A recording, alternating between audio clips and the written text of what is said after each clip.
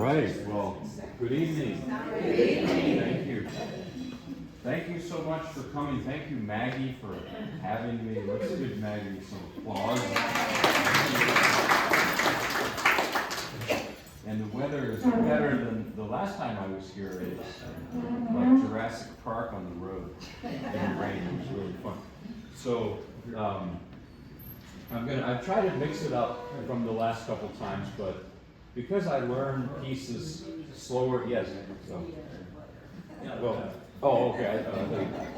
Because I learn pieces a bit slower than I'd like, I will be repeating some things from the past, so I hope you're okay with it. I do play differently each time, hopefully.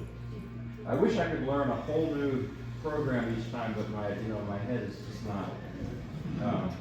Actually, my wonderful teacher he had this phrase for that. He said, and it wasn't to put down the store, but he said, that's called being a Costco pianist. You can do everything in bulk. You can learn the complete Beethoven sonata. Costco's great, but it's a great thing. So, at any rate, I don't know if I did this before here. I am still doing this violin theme, but that's coming to an end eventually. And then I have to find what to do next. Pieces that are arranged from the violin or played on the violin frequently, but for the piano, written for the piano originally. And this first piece is just that. I'm going to play a nocturne in C sharp minor by Frédéric Chopin.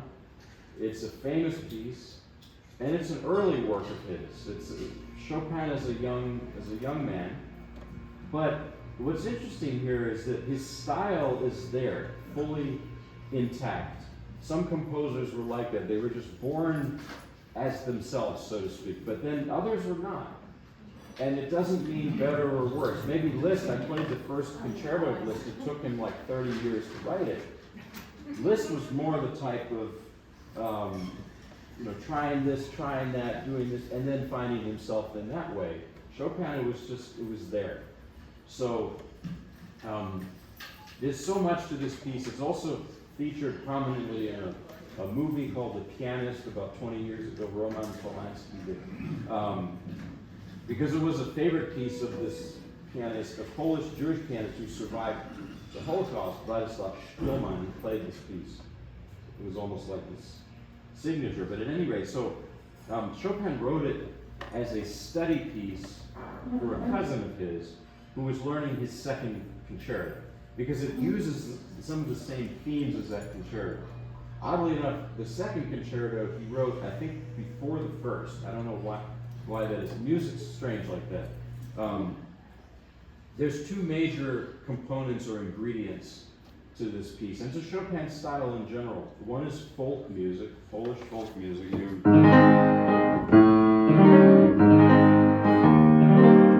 While it's not a mazurka, welcome. Oh, please come in.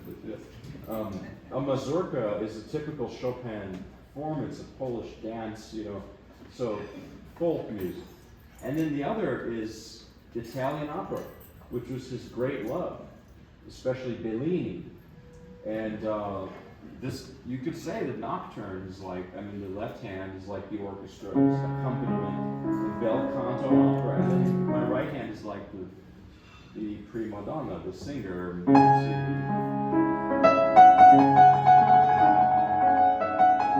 It's very operatic. And what else would I say about it? Well, I guess I'll just play. That's yeah. It's a wonderful piece. I love it.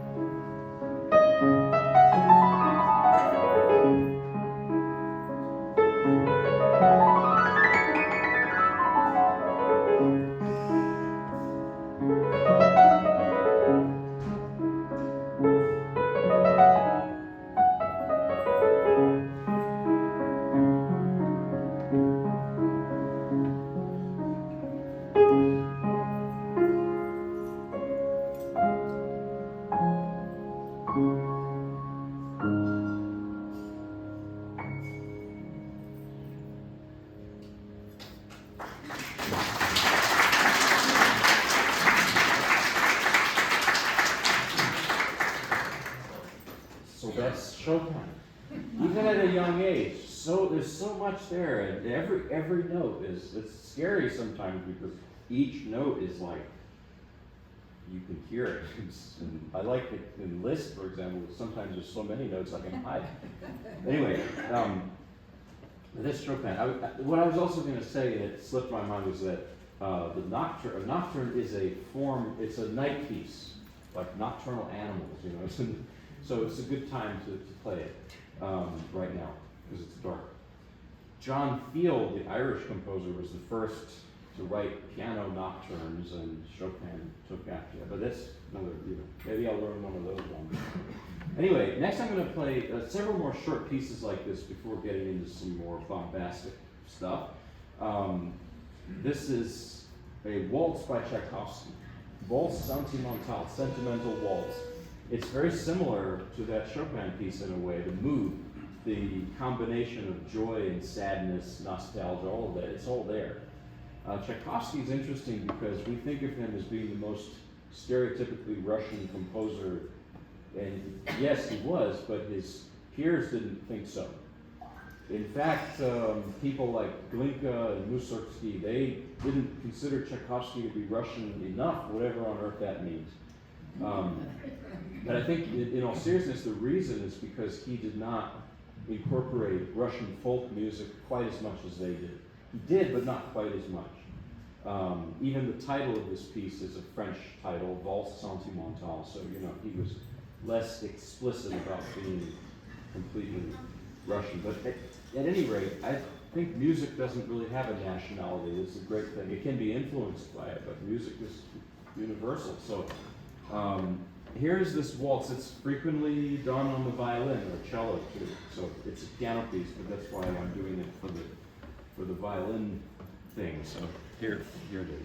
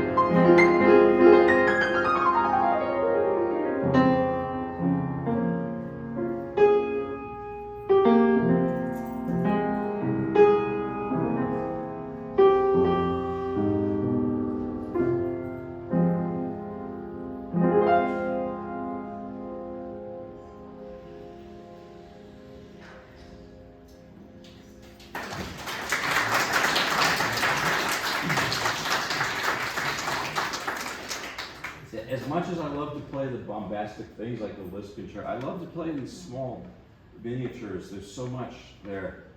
And Tchaikovsky also, his ballets like the Nutcracker or Swan Lake. I think that feeling of dance, of ballet, is in all his music, including that. So now I'm going to play a piece it's called Sicilienne, which is a 18th century dance that's associated with nostalgia. Talk about that a little bit. The rhythm of the Sicilienne is da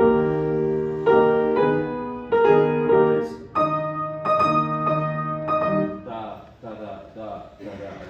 That's a nostalgic rhythm. Rousseau talked about Swiss mercenaries singing or playing songs with that rhythm to express their nostalgia for home. And there's a lot of things like Mozart's A major sonata. That's a Sicilian. More famously, even maybe is that's a Sicilian. Da da da da. There's so many pieces like that.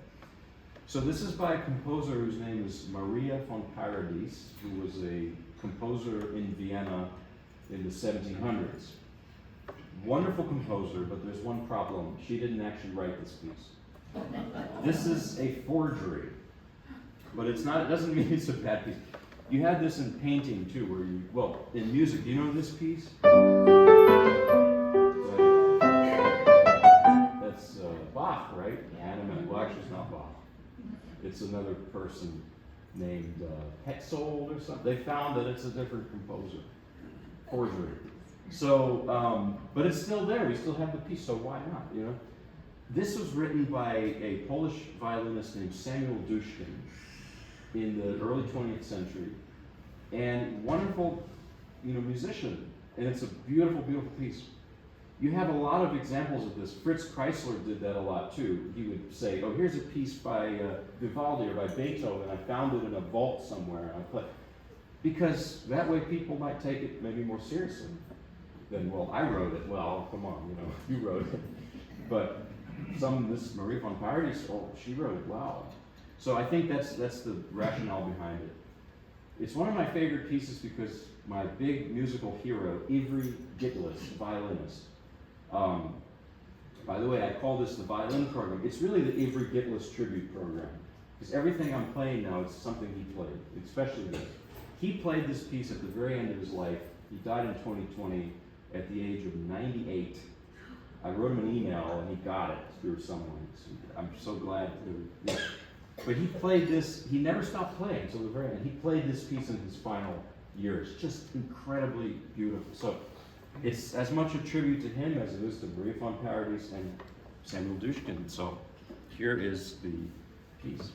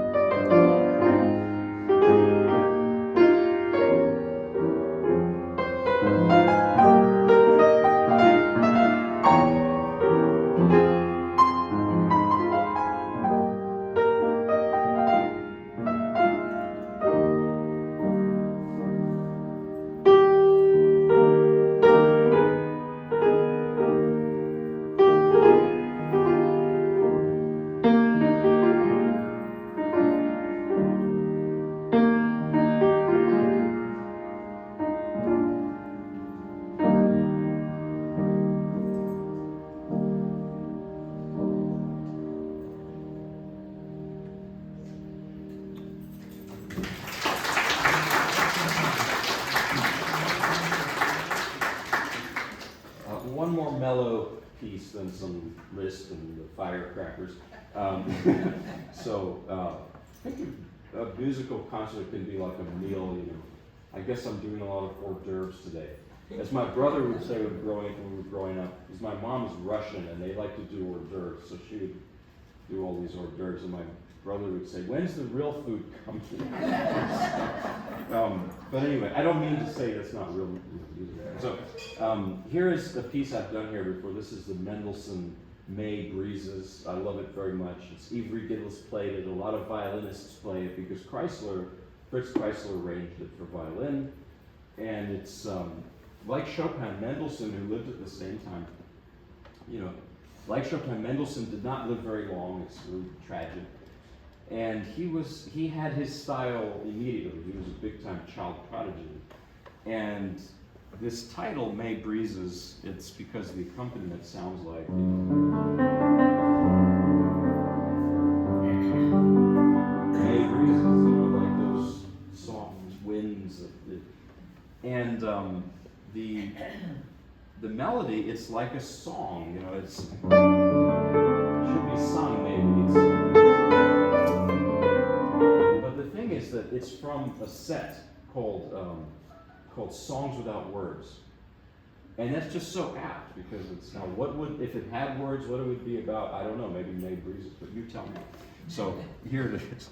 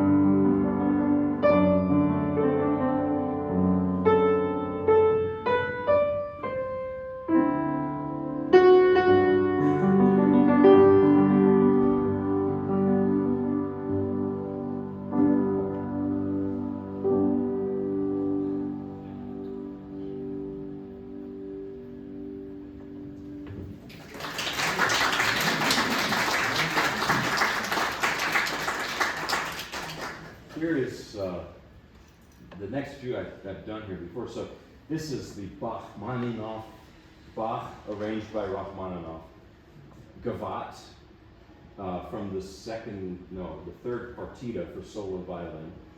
And this is, numbers are always bad for me. So this is from a solo violin piece by Bach, and Rachmaninoff, of course, arranged it for piano here.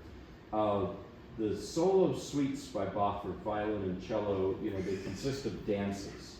Like Gavotte is a Baroque dance, Allemande, Courant, all of these dances. And it's interesting because they're all coming from different places. Like Sarabande, for example, is from Spain, possibly even Latin America. The jig is a jig. It's from Ireland, Scotland, the British Isles. Yeah.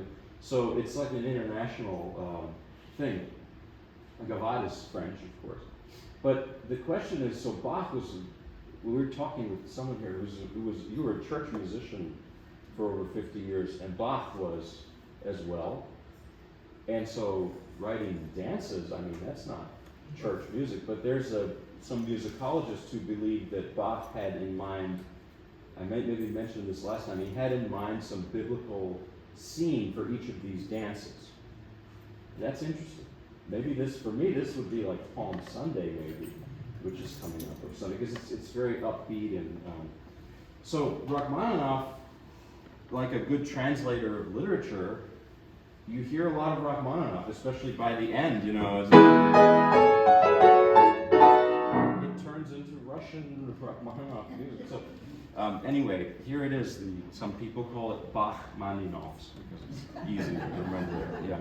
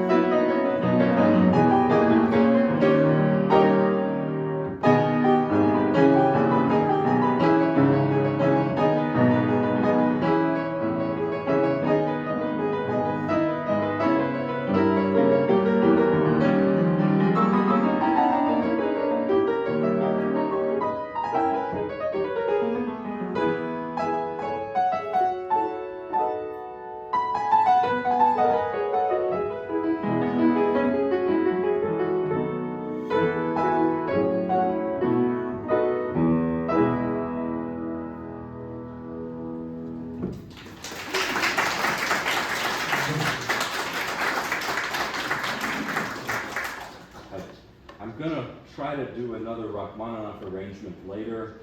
Rachmaninoff's arrangements are just, I don't want to say, but they're tough. So, yeah. But at any rate, now I'm going to play some Paganini list. I think I also did these before, but here. This one, the first one is called La Chasse, the hunt or the chase, that's what it means. And it's adapted from Paganini's La Chasse, from the 24 Caprices for solo violin.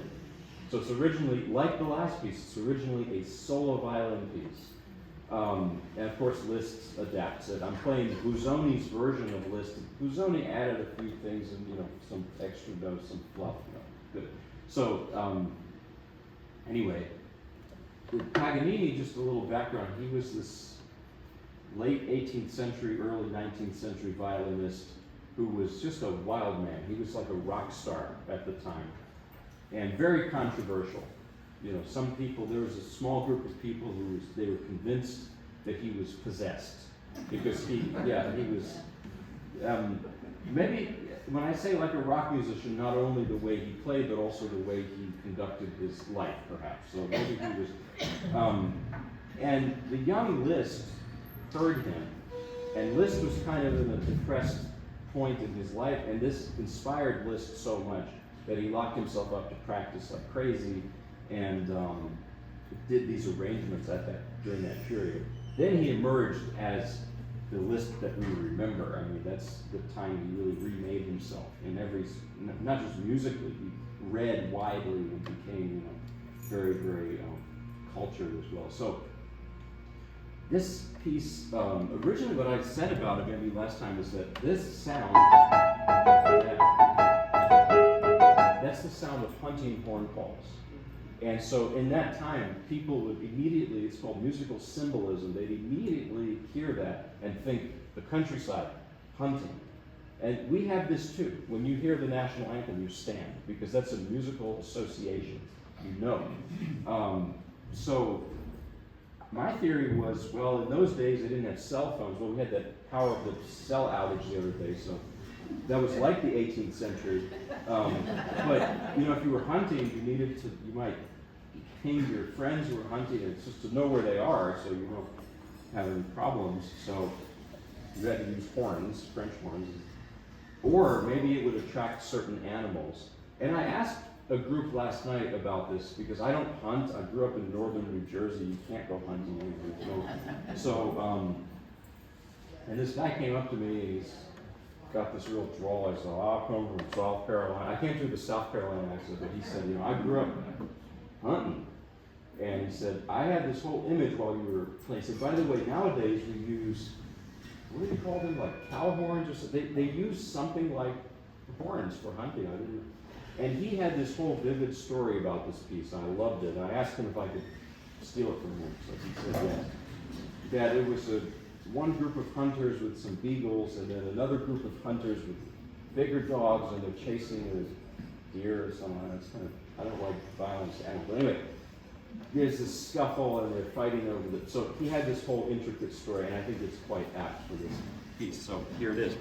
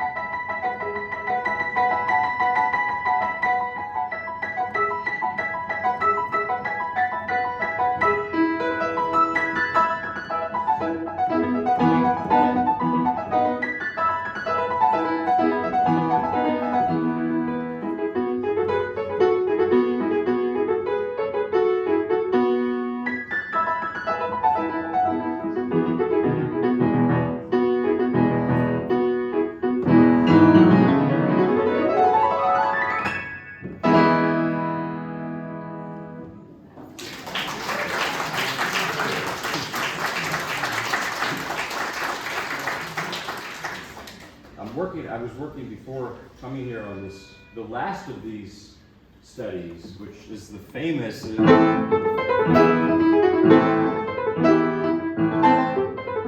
hopefully I'll have that fully cooked if I come back. So I'll do another one of these. This one is based on the arpeggio, Paganini list also. This is the first of the 24 caprices, and this is the one I may have mentioned that when I learned it, I couldn't figure out what it was about, so I asked my wife, what are you hearing? And she said, oh, simple, this is our kitten, because we have 2 kids, 2 cats, 4 kids, right? We have this kitten, and he has this toy that's like a merry-go-round, and he whacks it, goes around and whacks. So, because it's like, the piece is like going up and down, the arpeggios, the whole time.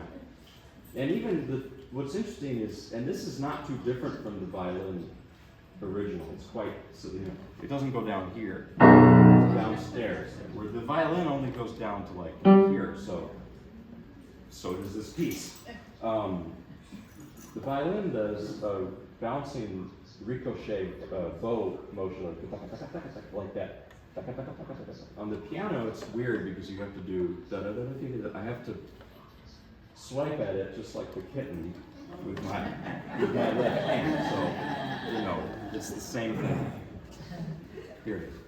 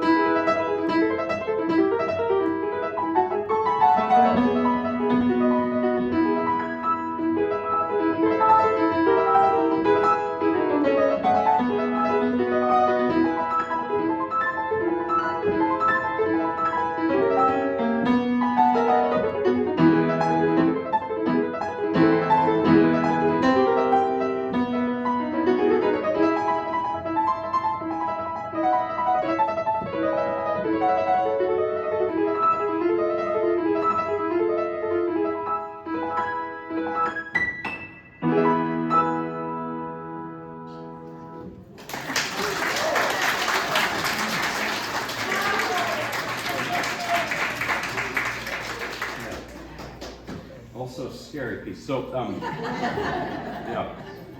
I'm going to play now a very short Brahms waltz. Brahms and Liszt absolutely hated each other. I think I told you this last time, because Brahms, when he met Liszt, Liszt played his B minor sonata for him, the whole thing. And Brahms fell asleep. So Liszt was many things. He was a great man, a great musician, he was a great person, but he was not humble, that's for sure. And so he didn't, it didn't sit well with him. Brahms was, I don't like to play the role of gossip column, but he was very close to Clara Schumann, who was quite a bit older than him. And their letters suggest that they were very close, let's just say. I don't know. Valentine's Day came and went, so there you have it. But I think that that's in his music, those feelings. And I described Brahms in this piece as like a person who you might know like this, who's very reticent and formal on the surface, but underneath the surface is quite emotional. I think that's Brahms. So here's the very short A flat major waltz, pretty famous one. So.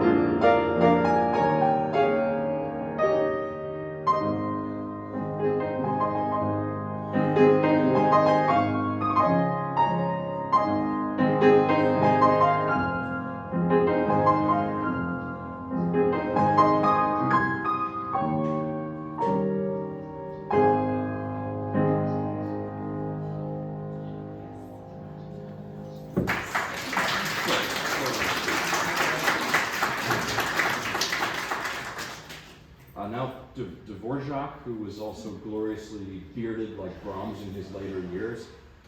This is an arrangement of songs my mother taught me. I think I did this last time. So like I said, I'm sorry. I like to sit on pieces for a while. I have this new thing coming up, which is bugging me. But anyway, this is the songs my mother taught me, arranged by Eduard Schütz, who is a Russian composer. The text of the song is that I remember the songs my mother taught me and teach them to my children now. It's a famous melody from the gypsy songs, because gypsy music was the sort of the raw material for Dvorak's writing, as he was kind of like with Chopin and the Polish folk music. Dvorak loved folk music very much, so even when he was in this country, he picked up American folk music, spirituals, Native American, he picked it all up and incorporated into his New World Symphony, for example. So here is the songs my mother taught me.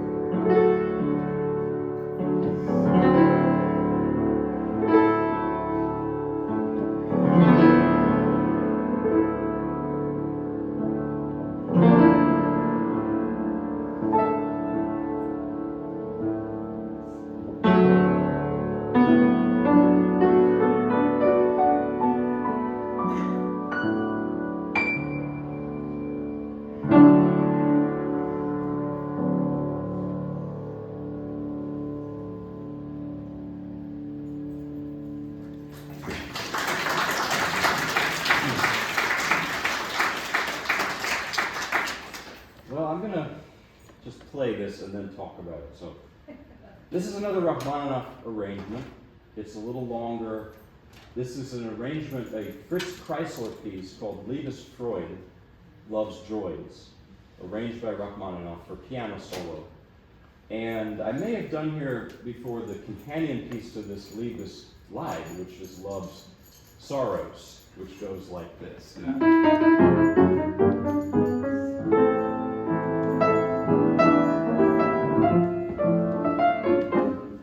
Rachmaninoff changes these pieces immensely because it's very free arrangements. And this one, of course, that's Love's Joy. It's joyful. So, okay, good luck to all of us because. Anyway, let me just play it. It's new for me, so very new.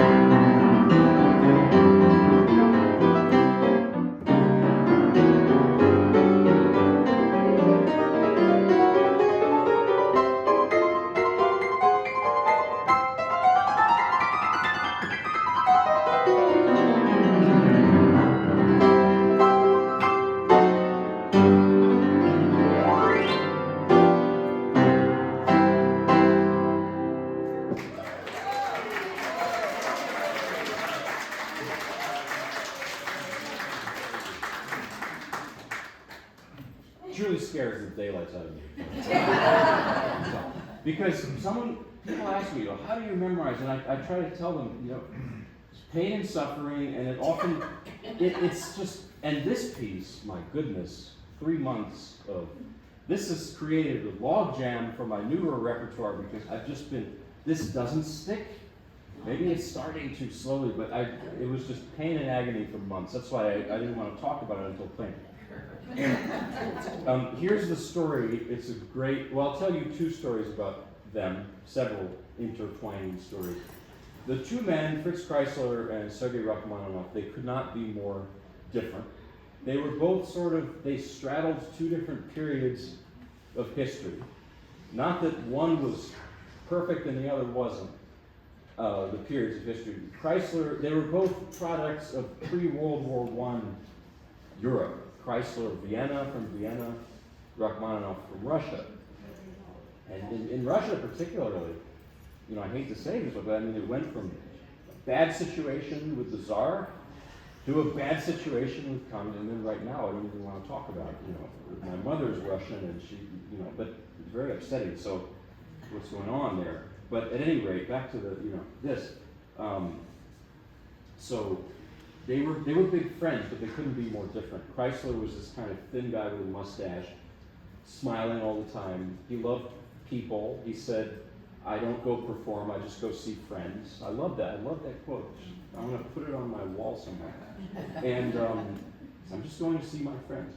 He escaped. He was Jewish. He escaped anti-Semitism, the Nazis. He came to New York, and he would sit in Central Park and talk to people, stare at the trees. Hated to practice. I'll get back to that. Okay, Rachmaninoff was 6.5 feet tall. I may have told you he was Russian. He never smiled in photos. He had a shaved head. He was quite intimidating. Stravinsky said he was a 6.5 foot scowl. Somebody said he looked like an escaped convict. So, he probably had Marfan syndrome too, by the way. That's an interesting thing I heard. But so my grandfather met Rachmaninoff. Maybe I told you this last time. It's worth telling again. He was an usher for a concert where Rachmaninoff was performing in Richmond, Virginia.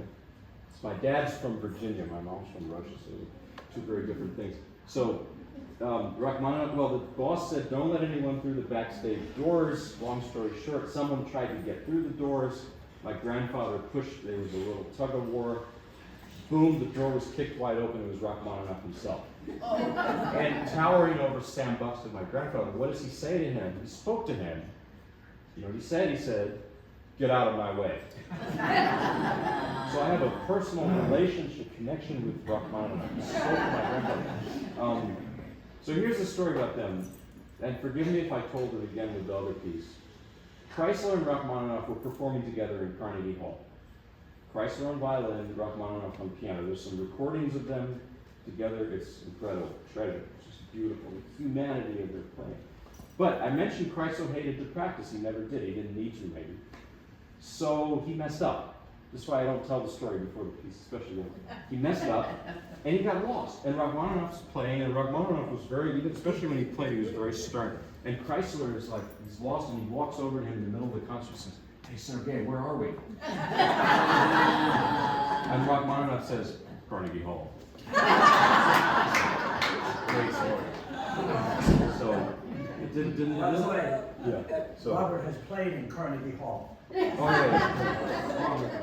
I was part of a group of students playing. It's not a big deal. You put it on your bio because it looks good.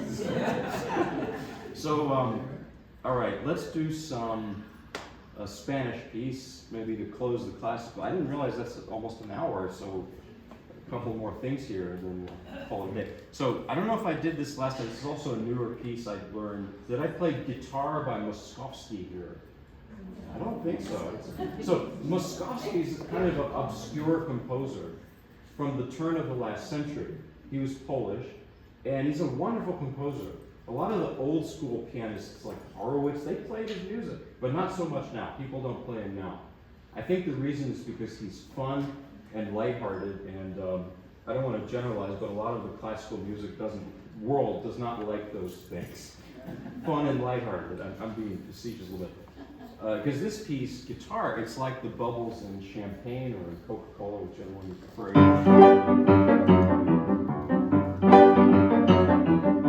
It's salon music, and it's funny and fun and joyful, and bubbly, and so it's, yeah. So he had in mind a Spanish theme. I think I may have done the Malagueña by Albanese here. That's more explicitly Spanish. This is not, because he was Polish, lived in Berlin, but his good friend Pablo de Sarasate, fiddle player, violin, but Spanish, he told him this piece is so great, it's going to be even better on violin. So Moskowski arranged it for the violin, and that's the version that's normally done. Not this one, but I don't play the violin, so I'm playing the original. So this is just, I love this piece very much. It's guitar by Moskowski, and my big hero, Ivor Gidlis, there's a video on he's playing this piece on the violin. It's just great music, so here it is.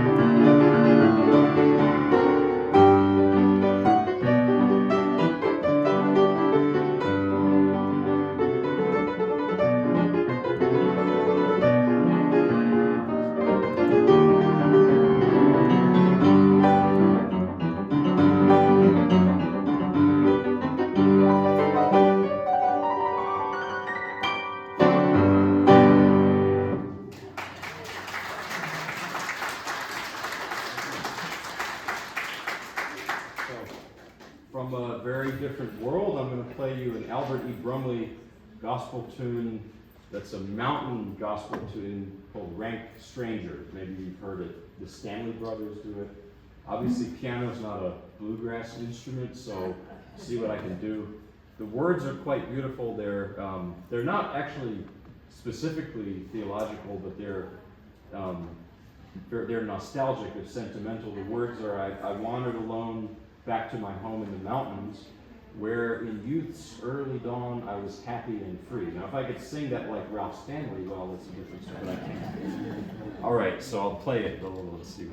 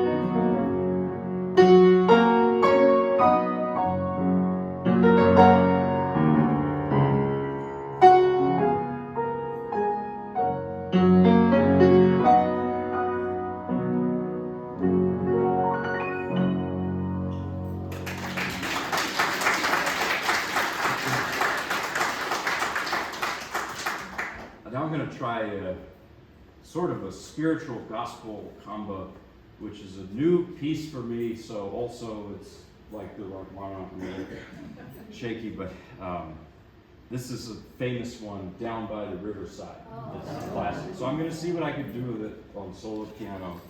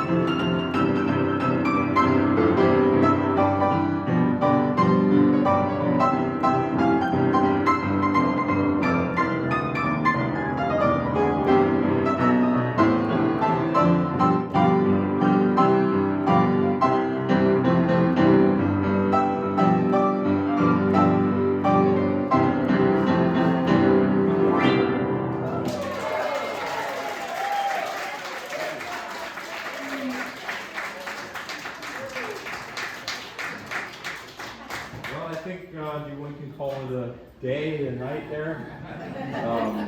If you want more, I don't know, but I'm kidding. maybe you're getting tired, so. I can do another gospel. I mean, do you know, okay, one more gospel. This is Roy Acuff sang this. Do you know, boy, why is it slipping my, the great speckled bird, that's what it is. Yeah, I'll do that, so. I'll try to sound twangy like his accent.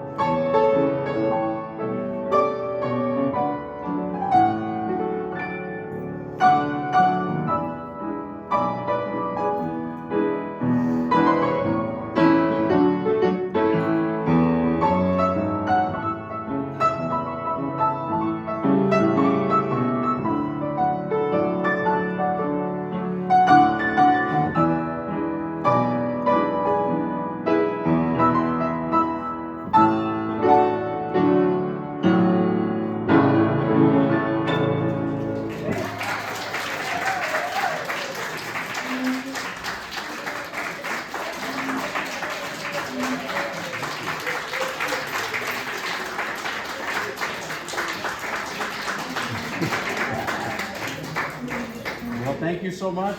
Thank you. Have a wonderful day. Way back March 22nd.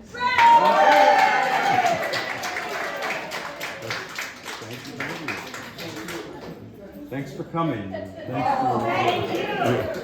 Thank you very much.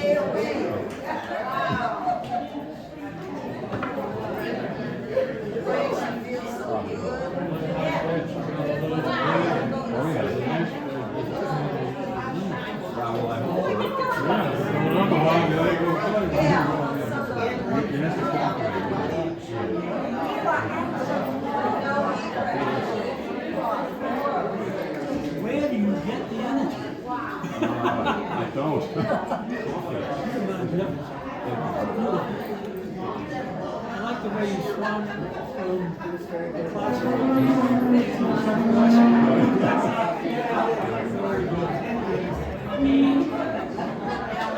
Come again, yes. I will work for something. Look forward to it.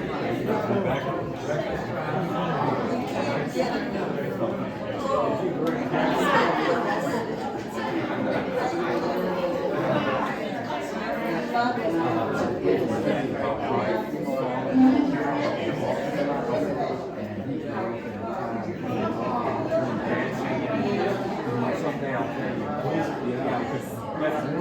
That world is different. there was obviously, there was a spirit there, yeah. Sometime I'll get a chance to talk to you. My family has got 1250 in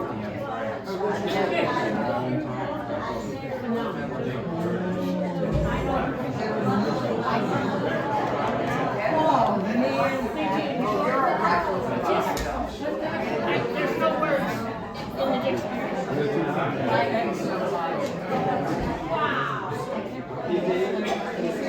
Well, maybe next time, sing.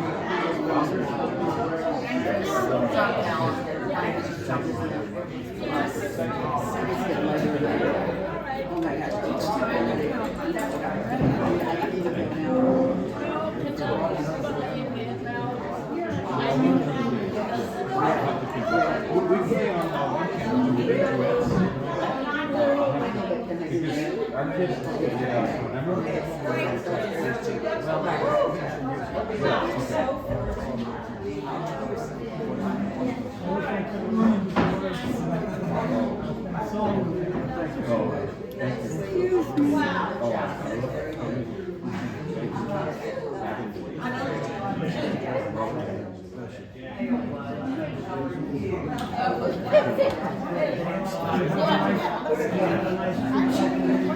Oh yeah, thank you. I live in Mebane. Mebane? Isn't your brother? You read me a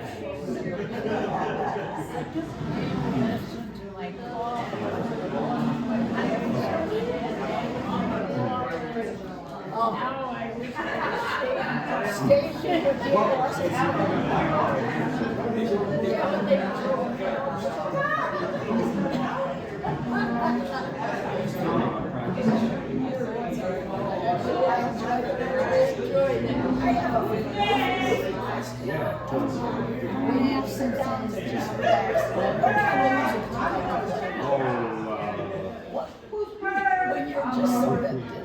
Well, I might just improvise.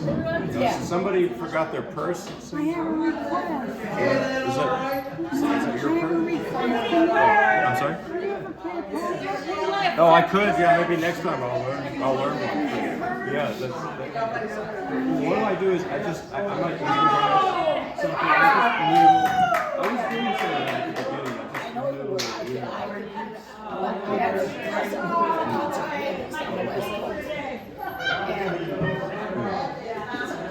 He got all of the musical talent in our family. I was left trying. I took lessons for years and years.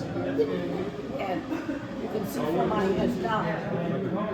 Oh, well, this is an advanced stage. And I have another one that's even worse. It's from all that crap. If my mother were still here, I'd say it's because you made me practice all the time. It's wonderful. I enjoyed it.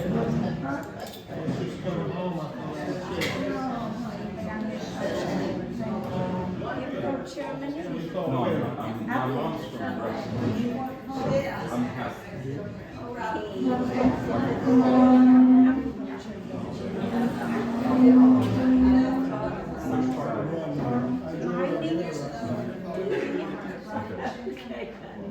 There's a lot of that music.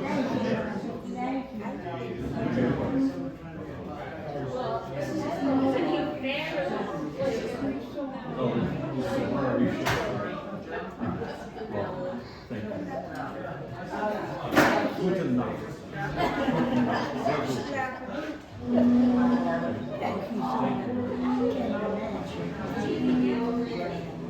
Well, this is a good piano. Now it's 2 minutes.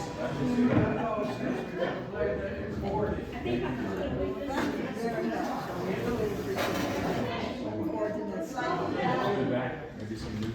There's no cookies over here. Cookies are yours. That's for the thank you very much.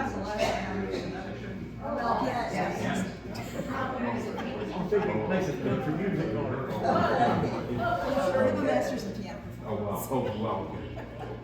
Okay. Serious. Yes, that's very sweet. Okay, so now I'm regretting. No. I'm kidding. Excellent performance. Thank you very much. Thank you. Thank you. Can you made a country tune on that thing? Yeah, I can. Look, I mean, I used to go to, you know, I used to go to square dances, and a guy played the piano in the band. He could make that piano jump up and down. yeah. Oh boy! I like it. I like country. Thank you very much. Thank you very much. You said you were teaching the children how old are they? 2 and 4. Oh dear. Well, we're not teaching them that much. I mean, at that age, it's kind of, Yeah. they're jumping beans. Yes, of course. But they should be. It's good. Like the kitty cat. Oh, the cats, yeah, I give them lessons too. I love that lesson. Song. My mother. Oh, isn't that, I love it. Oh, man, I love that touch. Everybody's heart. No. No.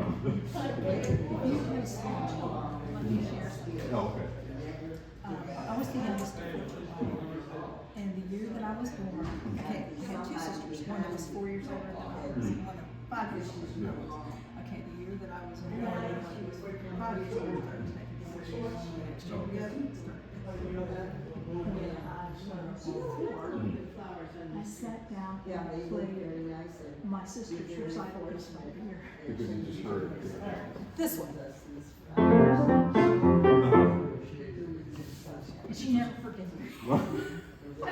That's really, so it's destined to you be I don't remember. right. And you're probably the same. Somewhat, yeah, I don't really remember now. That's what I'm saying. Yeah, it's like breathing, I got, do it. but you do a great job. It's Oh. very enjoyable and I should leave more often. Appreciate it. Hear that from one musician. Yes, that makes- Oh, no, it's not. It's yours. Oh.